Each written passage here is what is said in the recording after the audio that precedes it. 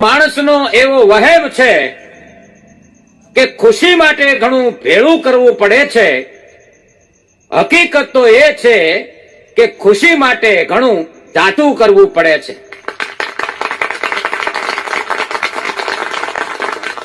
કે વહુ આવ્યા પછી હાહુએ લગભગ બધું મૂકી દેવું જોઈ.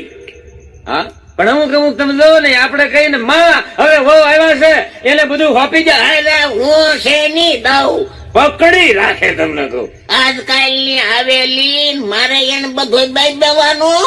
અરે કીધું હા, એટલી પકડી રાખે. બોલો. અરે કાયમ હું કઉ છું સાહેબ, સાસુમાં એટલું વિચારે કે મેં મારા જીવનમાં જેટલા દુઃખ વેઠા છે એટલા દુઃખ મારી વહુ ઉપર નહીં પડવા દઉં. અને વહુ ખાલી એવું વિચારે કે જેટલા દુઃખ મારી સાસુએ એના જમાનામાં ભોગવા છે હવે હું આવ્યા પછી હું એના પર એક પણ દુઃખ નહીં પડવા દઉં. આ સમજણ હાઉમાં આવી જાય ને ભાઈ, તો મારું માનવું છે કે 60% છૂટાછેડાના કેસ જે હાલે કોર્ટમાં એ પાછા ખેંચાઈ જાય અને 40% જે દીકરીઓ રિહામણે ગયું છે એ પાછી વહી આવે. પણ આ સમજાય તો સમજો અટણ જમાનો કેટલો બદલાઈ ગયો છે. સાસુ વહુ ને રોવડાવતી અટણ ઊંધું એટલે ઊંધું થઈ ગયું. હવે હા ઊંધું અત્યારે વહુ હાહુ ને રોવડાવે. બોલો, પરિવર્તન આવી ગયું. હા, અમારા બાજુમાં હાહુ ભાઈ હા હોવે હાહુ ને રોવડાવ્યા. તમને આખા દી 3 વાર રોવડાવે એવી વહુ તમને કહો, આમ પાણીમાં ભડકા કરે એવી, ભૂકા કાઢી નાખે. હા, અને હાહુમાં પાછા ખરાબ દેતા હતા. એ તારો ભગવાન કાળજા બાળે, મારા બાળસ તો તારા બાળ છે.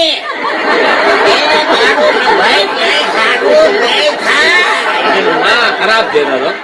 હા, અને હું ન પૂજી તને તારી પરજા પૂછશે.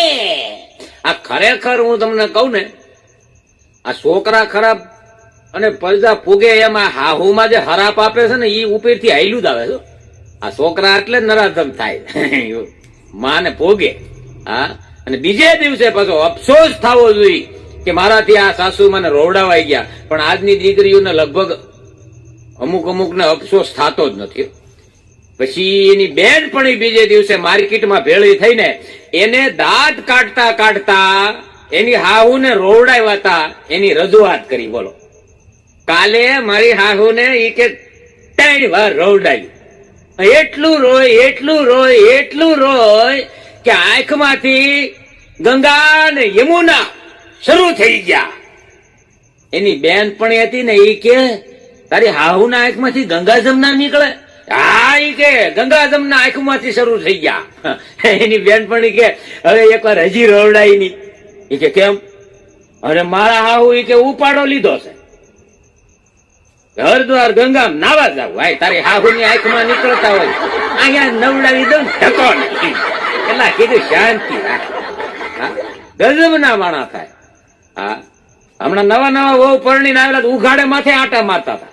અમુક માવડિયું મારી ભલામણ છે કે સમયનું પરિવર્તન આવ્યું છે. આ પરિવર્તન પ્રમાણે તમે હાલો ને તો જીવનમાં કોઈ દી વાંધો ન આવે. અમુક માતાઓને હજી એવું છે લાદ કાઢવાનું. હમણાં ઉઘાડે માથે બહુ આટા મારતા હતા એટલે હારા ઈશારો કર્યો.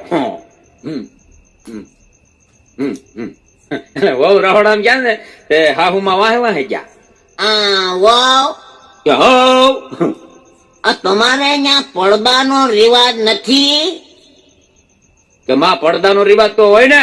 અમારે બાયણે બારીમાં એક થી સળિયાત્રા પડદા છે. અરે હું ઈ પડદાની વાત નથી કરતી, લાજ કાઢવાન પડદાનું કહું છું. એમાં ઈ રિવાજ અમારે નથી. પણ તમે નહીં કાઢો લાજ? માં હું લાજ કાઢે પણ અઠવાડિયા પછી. પણ અટાણ શું વાંધો છે? અટાણ વાંધો છે હજી હું અઠવાડિયા પહેલા જોઈ લઉં કેની કાઢવા જેવી છે. અને હાહુ માનો મગજો એક ટુવાલ જેઠને આપ્યો, વહુના જેઠને એક ટુવાલ વહુના હાહરાને દીધો. તમે ઈશારા કરો છો વહુ ને આમાં હું ગઈ તી કેવાય ઈ લાજ નથી કાઢવાની. આલ્યો એક એક ટુવાલ તમે કાઢો. ગજબના માણસો થાય. ઉંમર પ્રમાણે પહેરવું ઓછું અને ઉંમર પ્રમાણે ખાવું. જેવી આપણી ઉંમર, નાના હોય ત્યારે ખાતા હોય પછી યુવાન થાય પછી ન ખવાય, યુવાન છે ત્યારે ખાતા હોય પછી ગઢપણ આવે તે ન ખવાય. છોકરા છે એડી ખાતા હોય પછી બાપો એમ કે મને એક માદળિયું આપો, એ ન હાલે. ઉંમર પ્રમાણે પહેરવું ઓછું, ઉંમર પ્રમાણે ખાવું. અરે માન વિનાનું કોઈને આંગણે વણ તૈરું ન જાવું.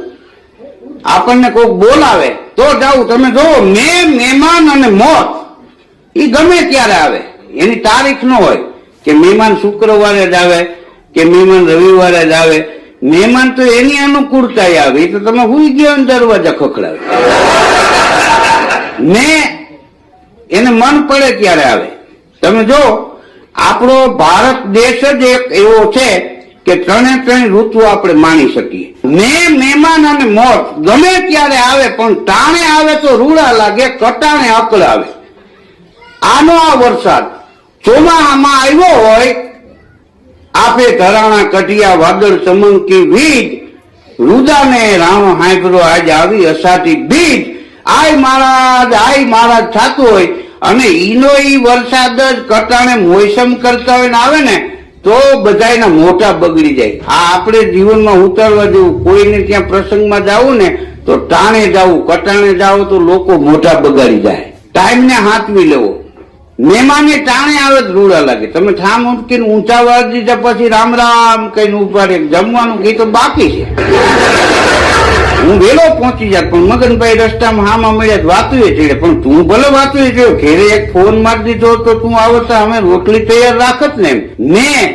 મહેમાન અને મોત ગમે ત્યારે આવે, પણ ટાણે આવે તો રૂડા લાગે, કટાણે અકળાવે. દીકરાની ઘીરે દીકરા રમતા હોય અને મોટી ઉંમરના કોઈ દાદા દાદી ગુજરી જાય તો એનો પરિવાર, સગા સ્નેહીઓ બધા એમ કે તો લીલી વાળી મૂકીને ગયા છે. કારણ કે એને સંસારના બધાય કામ પૂરા કરી દીધા છે.